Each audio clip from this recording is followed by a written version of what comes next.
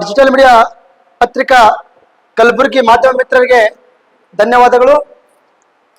ಇವತ್ತು ನನ್ನ ವಿರುದ್ಧ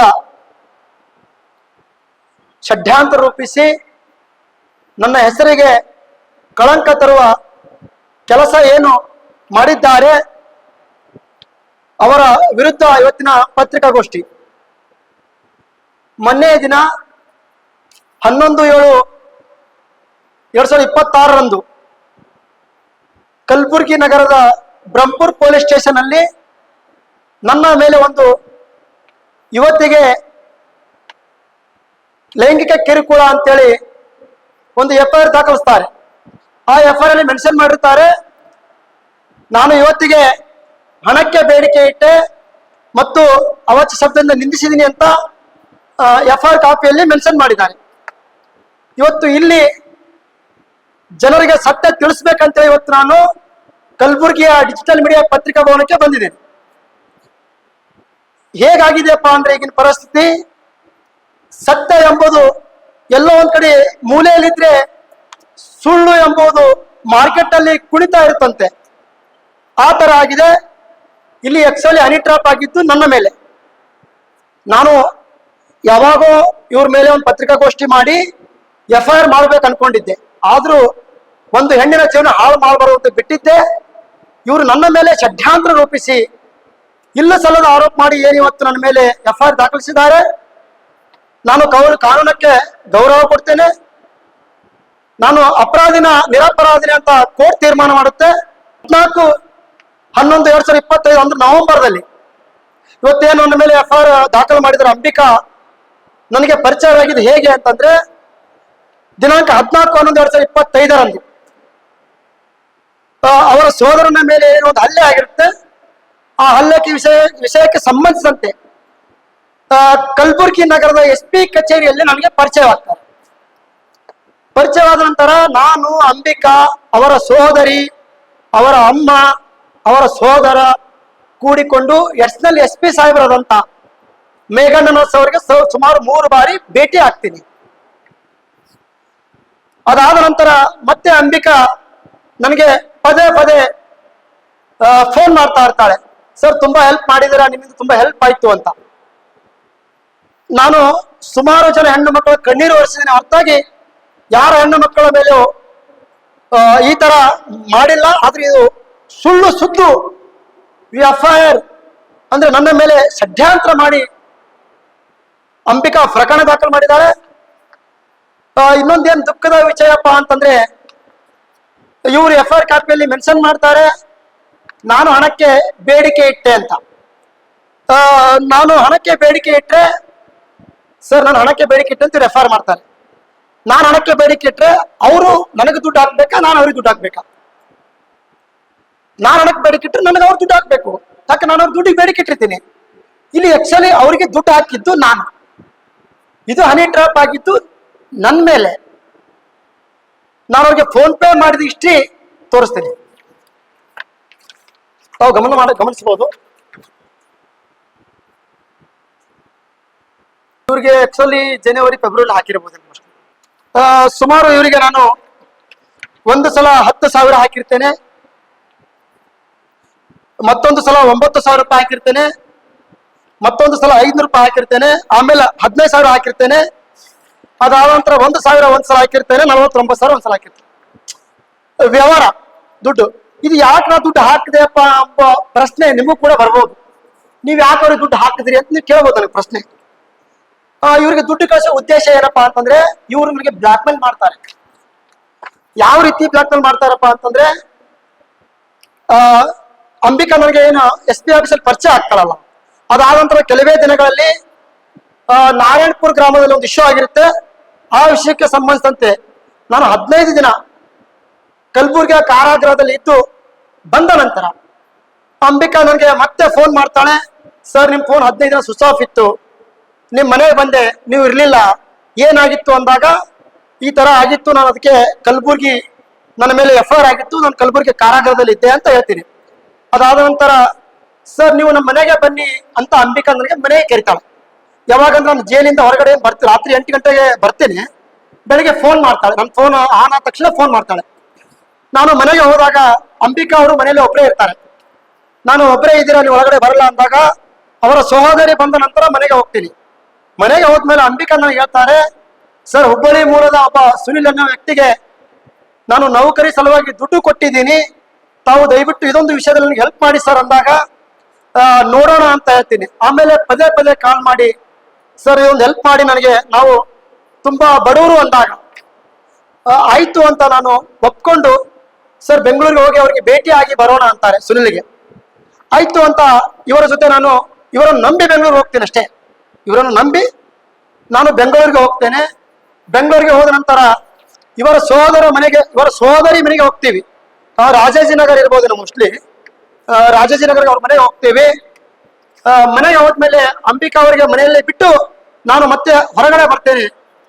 ಬಂದ ನಂತರ ಮತ್ತೆ ಮಾರನೇ ದಿನ ಅಂಬಿಕಾ ಮತ್ತೆ ನನಗೆ ಫೋನ್ ಮಾಡ್ತಾರೆ. ಫೋನ್ ಮಾಡಿ, ಸರ್ ನಮ್ಮ ಸಹೋದರಿಯರ ಮಕ್ಕಳು ಇಲ್ಲೇ ಹೊಸಕೋಟೆಯಲ್ಲೇ ವಿದ್ಯಾಭ್ಯಾಸ ಮಾಡ್ತಾ ಇದ್ದಾರೆ, ಹೋಗಿ ಭೇಟಿಯಾಗಿ ಬರೋಣ ಅಂದಾಗ, ಬೆಂಗಳೂರಿನಲ್ಲಿ ಒಂದು ಕಾರ್ ಇದೆ, ಅದು ನಮ್ಮ ತಮ್ಮ ನಡೆಸ್ತಾನೆ.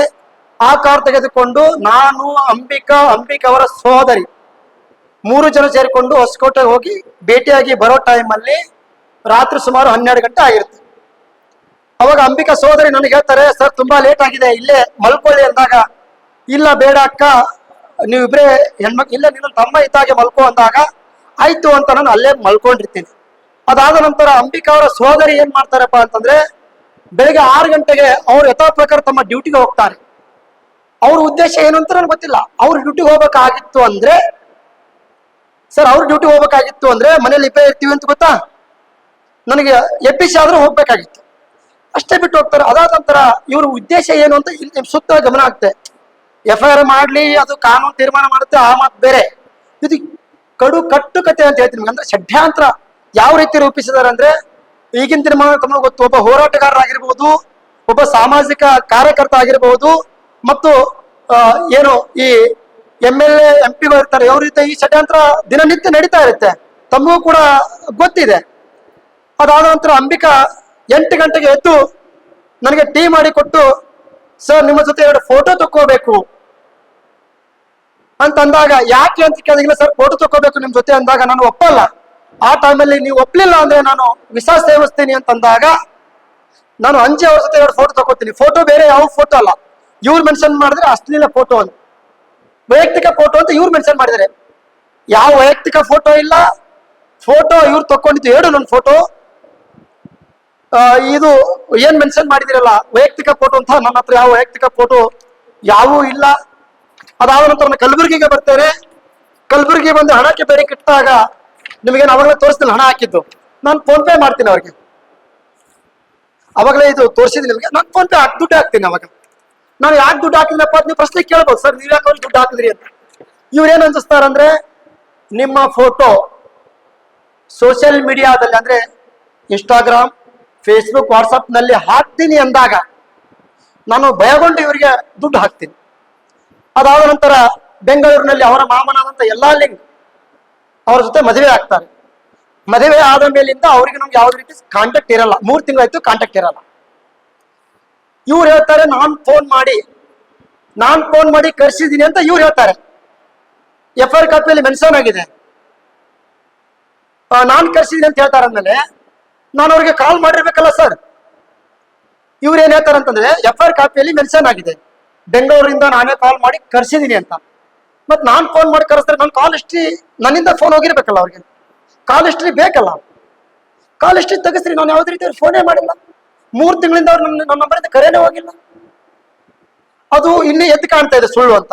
ಇನ್ನೊಂದು, ಇಲ್ಲಿ ಅಮೌಂಟ್ ಹಾಕಿದ್ದು ನಾನು ಅವರಲ್ಲ, ಇದು ನಾನು ಅವ್ರಿಗೆ ಬ್ಲಾಕ್ ಮೇಲ್ ಯಾವ ರೀತಿ ಮಾಡಿದ್ರೆ ನನಗೂ ಗೊತ್ತಿಲ್ಲ. ಇನ್ನೊಂದು ಏನಾಗೈತಪ್ಪ ಅಂತಂದ್ರೆ, ಇಲ್ಲಿ ವಾಸ್ತವ ಏನಪ್ಪಾ ಅಂತಂದ್ರೆ, ಇದರ ಹಿಂದ್ಗಡೆ ಯಾರ್ಯಾರಿದ್ದಾರೆ, ಮೊನ್ನೆ ಕಮಿಷನರ್ ಸಾಹೇಬರಿಗೆ ನಾನು ಕೈ ಮುಗಿದು ವಿನಂತಿ ಮಾಡ್ಕೋತಾ ಇದ್ದೀನಿ, ಸರ್ ನಾನೊಬ್ಬ ನಿಷ್ಠಾವಂತ ಹೋರಾಟಗಾರ, ಇವತ್ತು ನನ್ನ ಹೆಸರಿಗೆ ಏನು ಇವ್ರು ಕಳಂಕ ತಂದಿದಾರಲ್ಲ, ಅಂಬಿಕಾ ಮತ್ತು ವಿದ್ಯಾಶ್ರೀ ಅವರ ಫೋನ್ ನಂಬರ್ಗಳು ತಾವು ಕಾಲ್ ಹಿಸ್ಟ್ರಿ ತೆಗೆದು ಇದರ ಹಿಂದ್ಗಡೆ ಯಾರ್ಯಾರು ಷಡ್ಯಂತ್ರ ರೂಪಿಸಿ ನಮ್ಮ ವಿರುದ್ಧ ಏನು ಇವತ್ತು ಸುಳ್ಳು ಆರೋಪ ಮಾಡಿದ್ದಾರೆ, FIR ಆಗಿದೆ, ಅದು ಕೋರ್ಟ್ ತೀರ್ಮಾನ ಮಾಡ್ತಾ, ಆ ವಿಷಯ ನಾನು ಇಲ್ಲಿ ಮಾತಾಡಲ್ಲ, ಕಾನೂನು ಗೌರವ ಕೊಡ್ತೀನಿ, ನ್ಯಾಯಾಲಯದಲ್ಲಿ ನಾನೇ ಗೆಲ್ತೀನಪ್ಪ ಭರವಸೆ ನನಗಿದೆ. ಆದ್ರೆ ಇವ್ರು ಏನ್ ಮಾಡ್ತಾ ಇದಾರೆ ಅಂದ್ರೆ FIR ಆದ ನಂತರ FIR ಕಾಪಿ ಮತ್ತು ಅದೇನು ಫೋಟೋ ಇರುತ್ತಲ್ಲ, ನನ್ನ ಮಿತ್ರರಿಗೂ ಮತ್ತು ನನ್ನ ಬೇಕಾದಂತ ಎಲ್ಲರಿಗೂ ಕೂಡ ಫೋಟೋ ಶೇರ್ ಮಾಡಿರ್ತಾರೆ. ಇದು ನನಗೆ ತುಂಬಾ ಮನ ನೊಂದಿದ್ದೀನಿ. ಯಾಕೆ ನೀವು ಅವಾಗ ಹೇಳಿದೆ, ಸತ್ಯ ಯಾರಿಗೂ ಕಾಣ್ತಾ ಇಲ್ಲ, ಇಲ್ಲಿ ಎದ್ದು ಕಾಣ್ತಾ ಇರೋದು ಸುಳ್ಳು. ಇವರು ಏನ್ ಆರೋಪ ಮಾಡಿದಾರಲ್ಲ, ಅಂಬಿಕಾ ಬೆಂಗಳೂರಿಂದ ಅವರೇ ಬರ್ತಾರೆ, ನಾನು ಯಾವುದೋ ಅವರಿಗೆ ಫೋನ್ ಮಾಡಲ್ಲ, ಏನ್ ಮಾಡಲ್ಲ, ಅವರೇ ಬಂದು 11ನೇ ತಾರೀಕು ಕಲಬುರಗಿಗೆ ಬರ್ತಾರೆ. ಬಂದು ನನಗೆ ಒಂದು ನಾರ್ಮಲ್ ಮೆಸೇಜ್ ಹಾಕ್ತಾರೆ, ನನಗೆ ತುಂಬಾ ಕಾಲ್ ಬರ್ತಾ ಇದೆ, ಪ್ಲೀಸ್ ನೀನು ಕಾಲ್ ಮಾಡು ಅಂದಾಗ ಅಂಬಿಕಾ ನಂಬರ್ ಅವನ ಹತ್ರ ಇರಲ್ಲ. ನೀವು ಯಾರು ಅಂತ ಕೇಳಿದಾಗ ನಾನು ಅಂಬಿಕಾ ಅಂತಾಳೆ, ಅದನ್ನು ಕೂಡ ನಿಮಗೆ ನಾನು ದಾಖಲೆ ಕೊಡ್ತೀನಿ. ಅಂಬಿಕಾ ಅಂದಾಗ ಏನಾಗಿದೆ ಅಂತ, ನಾನು ಕಲಬುರಗಿಗೆ ಬಂದಿದ್ದೀನಿ, ನೀವು ಬರಬೇಕು ಅಂದಾಗ, ಬಂದ ಮೇಲೆ ಸಪ್ನಾ ಬುಕ್ ಸ್ಟಾಲ್ ಹತ್ರ ಇದೀನಿ ಅಂತಾರೆ. ಆಯ್ತು ಅಂತ ನಾನು ಬಂದಾಗ ಸಪ್ನಾ ಬುಕ್ ಸ್ಟಾಲ್ ಕೆಳಗಡೆ ಒಂದು ರೋಡ್ ಹೋಗುತ್ತಲ್ಲ, ಆ ಡೋರಲ್ಲೇ ಅವ್ರು ನಿಂತ್ಕೊಂಡಿರ್ತಾರೆ. ನನ್ನ ಕಾರಿನ ಹಿಂಬದಿ ಸೀಟಲ್ಲಿ ಅವ್ರು ಕುತ್ಕೋತಾರೆ. ಕುತ್ಕೊಂಡ್ಮೇಲೆ ನನಗೆ ದಾವಣಗೆರೆ ಬೆಣ್ಣೆ ದೋಸೆ ತಿಂದಿಲ್ಲ, ತುಂಬಾ ದಿನ ಆಯ್ತು ತಿಂದು, ನನ್ನ ಕರ್ಕೊಂಡು ಹೋಗಿ ಅಂತ ಅವರೇ ಕೇಳ್ತಾರೆ. ಕರ್ಕೊಂಡು ಹೋದ್ಮೇಲೆ ನಾನು ದಾವಣಗೆರೆ ಬೆಣ್ಣೆ ದೋಸೆ ಕರ್ಕೊಂಡು ಹೋಗಿ ಬೆಣ್ಣೆ ದೋಸೆ ಆರ್ಡರ್ ಮಾಡಕ್ ಹೋಗ್ತಾ ಇರ್ತೀನಿ. ಅಂಬಿಕಾ ಫೋನ್ ಬಿಸಿ ಬರುತ್ತೆ. ನನಗೊಂದೇನ್ ಡೌಟ್ ಬರುತ್ತೆ ಅಂತಂದ್ರೆ, ಇದ್ರ ಒಳಗಡೆ ಅಂಬಿಕಾ ಮತ್ತು ನನ್ನ ಧರ್ಮಪತ್ನಿ ಇಬ್ರು ಮಾತಾಡ್ತಾ ಇದ್ರು, ಇವ್ರೇನೋ ಪ್ಲಾನ್ ಮಾಡಿರ್ಬೋದು ಅಂತ ನಾನು ಅನ್ಕೊಂಡು ಕಾರಲ್ಲಿ ಬರೋ ಟೈಮಲ್ಲಿ 112 ಗಾಡಿ ಬರುತ್ತೆ. ಅಂಬಿಕಾ ಅವರು 112 ಗಾಡಿ ಫೋನ್ ಮಾಡ್ತಾರೆ. 112 ಗಾಡಿ ಬಂದ ತಕ್ಷಣ ಏನ್ ಮಾಡ್ತಾರೆ ಅಂದ್ರೆ, ಅಂಬಿಕಾ ತಾವೇ ಅವ್ರು ಎಂಬತ್ತು ಸೀಟಿಗೆ ಇರ್ತಾರೆ, ನಾನು ಮುಂಬೈ ಸೀಟಿಗೆ ಇರ್ತೀನಿ, ಚೀರಾಡೋ ಸ್ಟಾರ್ಟ್ ಮಾಡ್ತಾರೆ. ಪ್ಲೀಸ್ ನನ್ ಬಿಡು, ಏನು ಮಾಡ್ಬೇಡ, ನಾನು ಹೋಗ್ಬೇಕು ಅಂತ ಚೀರಾಡ್ತಾರೆ. ಯಾಕೆ ಹಿಂಗ್ ಮಾಡ್ತಾ ಇದ್ದೀರಾ, ಏನಾಯ್ತು ಅಂತ ಕೇಳಿದ್ರೆ ನನಗೆ ವಿಷಯ ಗೊತ್ತಿರಲ್ಲ, 112 ಫೋನ್ ಹಚ್ಚಿದ್ದಾರೆ ಅಂತ. 112 ಗಾಡಿ ಬಂದ ತಕ್ಷಣ ಡೋರ್ ಇರೋದು ಹಾರಕ್ ಸ್ಟಾರ್ಟ್ ಮಾಡ್ತಾರೆ. ಹಾರ್ಬೇಡ, ನಾನು ಗಾಡಿ ಸ್ಟಾಪ್ ಮಾಡ್ತೀನಿ ಅಂತಂದಾಗ 112 ಗಾಡಿ ಅವರು ಬರ್ತಾರೆ. ನನ್ನನ್ನು ಮತ್ತು ಅಂಬಿಕಾರು ಬ್ರಹ್ಮಪುರ ಪೊಲೀಸ್ ಸ್ಟೇಷನ್ ಕರ್ಕೊಂಡ್ ಬರ್ತಾರೆ. ಒಬ್ರು ಯಾರೋ ಪತ್ರಿಕೆಯಲ್ಲಿ ನೋಡಿದೆ ನಾನು, ಏನೋ ಬರ್ತಿದ್ರಂದ್ರೆ 112 ಗಾಡಿ ಬಂದ ತಕ್ಷಣ ಮಡಿವಾಳಪ್ಪ ಅವರು ಎಸ್ಕೇಪ್ ಆಗಿದ್ದಾರೆ ಅಂತೇಳಿ. ದಯವಿಟ್ಟು ಸರ್, ನಾನು ಎಸ್ಕೇಪ್ ಆಗಿಲ್ಲ, ಎಲ್ಲೂ ಹೋಗಿಲ್ಲ, ಅದೇ 112 ಗಾಡಿಯಲ್ಲೇ ಬ್ರಹ್ಮಪುರ ಪೊಲೀಸ್ ಸ್ಟೇಷನ್ ಬಂದಿದ್ದೀನಿ. ನೀವು ಮಾನ್ಯ CPI ಸಾಹೇಬರಿಗೆ ಕೇಳಬಹುದು. ಇದು ಏನಿದೆ ಸುಳ್ಳು ಕಟ್ಟುಕತೆ. ಇದರ ಹಿಂದ್ಗಡೆ ತುಂಬಾ ಜನ ಕೈವಾಡ ಇದೆ. ನಾನು ಮಾನ್ಯ ಕಮಿಷನರ್ ಸಾಹೇಬ್ರು ಕೂಡ ಭೇಟಿ ಆಗ್ತೀನಿ. ಇದರ ಹಿಂದ್ಗಡೆ ಯಾರ್ಯಾರಿದ್ದಾರೆ ಎಲ್ಲರೂ ವಿರುದ್ಧ ಕೂಡ ಪ್ರಕರಣ ದಾಖಲಾಗಬೇಕು. ಮಾನಷ್ಟ ಮೊಕದ್ದಮೆ ಇವರ ವಿರುದ್ಧ ಕೇಸ್ ಆಗ್ಬೇಕು. ಸರ್, ನನ್ನ ಡಿಮಾಂಡ್ ಏನಿಲ್ಲ, ಇದೇನು ಸುಳ್ಳು ಆರೋಪ ಮಾಡಿದಾರಲ್ಲ ಅವ್ರ ವಿರುದ್ಧನೂ ಪ್ರಕರಣ ದಾಖಲಾಗಬೇಕು. ಇವ್ರ ವಿರುದ್ಧ ಮಾನಷ್ಟ ಮೊಕದ್ದಮೆ ಆಗ್ಬೇಕು. ಸರ್, ಒಬ್ಬ ಒಳ್ಳೆ ಕಾರ್ಯಕರ್ತನ ಹೆಸರು ಕಪ್ಪು ಚುಕ್ಕೆ ತರ ಕೆಲಸ ಮಾಡ್ತಾ ಇದಾರಲ್ಲ, ಜನರಿಗೆ ಏನ್ ಕಾಣ್ತಾ ಇದೆ ಅಂದ್ರೆ ಮಡಿವಾಳಪ್ಪ ಎಲ್ಲೋ ಮಾಡಿರಬಹುದು ಅಂತ. ಸರ್, ನಾನು ಆತರ ಮಾಡೋ ವ್ಯಕ್ತಿ ಅಲ್ಲ. ನಾನು ನೂರಾರು ಹಿಂದೂ ಹೆಣ್ಣು ಮಕ್ಕಳಿಗೆ ಕಣ್ಣೀರು ವರ್ಷ ಕೆಲಸ ಮಾಡಿದ್ದೀನಿ. 12/7/2025 FIR ದಾಖಲಾಗ್ತದೆ. ನನಗೊಂದು ಏನು FIR ಆಗ್ಲಿ ಇಲ್ಲ, FIR ಅಲ್ಲಿ ಏನು ಅಂಬಿಕಾ ಅವರು ಕೊಟ್ಟಿದಾರಲ್ಲ, ನನಗೆ ಬೆಂಗಳೂರಿಂದ ಕರೆಸಿದಾನೆ, ಹಣಕ್ಕೆ ಬೇಡಿಕೆ ಇಟ್ಟಿದ್ದಾನೆ ಅಂತೇಳಿ. ಹಣಕ್ಕೆ ಬೇಡಿಕೆ ಇಟ್ಟರೆ ನಾನು ಅವ್ರಿಗೆ ದುಡ್ಡು ಹಾಕೋ ಅವಶ್ಯಕತೆ ಇರಲಿಲ್ಲ. ಇನ್ನೊಂದೇನಪ್ಪಾ ಅಂದ್ರೆ, ನಾನು ಅವ್ರಿಗೆ ಫೋನ್ ಮಾಡಿ ಕರೆಸಿದ್ರೆ ನನ್ನ ಕಾಲ್ ಹಿಸ್ಟ್ರಿ ಇರುತ್ತೆ, ಸರ್ ದಯವಿಟ್ಟು ನನ್ನ ಕಾಲ್ ಹಿಸ್ಟ್ರಿ ತೆಗೀರಿ, ಆಲ್ರೆಡಿ ನನ್ನ ಮೇಲೆ ಪ್ರಕರಣ ಆಗಿತ್ತು, ನಾನು ಬೇಲ್ ಮೇಲೆ ಹೊರಗಡೆ ಇದ್ದೀನಿ. ಬಟ್ ಇದ್ರ ಹಿಂದ್ಗಡೆ ನನಗೆ ನ್ಯಾಯ ಬೇಕು. ಏನಪ್ಪಾ ಅಂತಂದ್ರೆ, ಇದ್ರ ಹಿಂದ್ಗಡೆ ಯಾರ್ಯಾರಿದ್ದಾರೆ, ಅಂಬಿಕಾ ಅವರ ಫೋನ್ ನಂಬರು ಮತ್ತು ನನ್ನ ಧರ್ಮಪತ್ನಿಯ ಫೋನ್ ನಂಬರು, ಎರಡೂ ಕಾಂಟ್ಯಾಕ್ಟ್ ನಂಬರ್, ಕಾಲ್ ಹಿಸ್ಟ್ರಿ ತೆಗೀರಿ, ಅವ್ರ ವಾಟ್ಸಪ್ ಹಿಸ್ಟ್ರಿನೂ ತೆಗೀರಿ. ಇದ್ರ ಹಿಂದ್ಗಡೆ ಯಾರ್ಯಾರು ಕೈವಾಡ ಇದೆ ಅಂತೇಳಿ ಕುಲ್ಲಂಕುಷವಾಗಿ ಗೊತ್ತಾಗುತ್ತೆ. ಮುಂದಿನ ದಿನಮಾನಗಳಲ್ಲಿ ಆ ಕೆಲಸ ಕೂಡ ನಾನು ಮಾಡ್ತೀನಿ. ಇನ್ನೊಂದು, ನ್ಯಾಯಾಲಯದ ಮೇಲೆ ನನಗೆ ಗೌರವ ಇದೆ, ನಂಬಿಕೆ ಇದೆ, ನಾನು ಕಾನೂನಕ್ಕೆ ಗೌರವ ಕೊಡ್ತೀನಿ. ಇವತ್ತಿಲ್ಲ ನಾಳೆ ನಾನು ಈ ಕೇಸಿಂದ ಮುಕ್ತಿ ಹೊಂದ್ತೀನಿ ಅಂತೇಳಿ ಇವತ್ತು ನಾನು ನಿಮ್ಮ ಡಿಜಿಟಲ್ ಮೀಡಿಯಾ ಪತ್ರಿಕಾ ಮಾಧ್ಯಮ ಮಿತ್ರರ ಎದುರು ತಿಳಿಸ್ತಾ ಇದ್ದೇನೆ.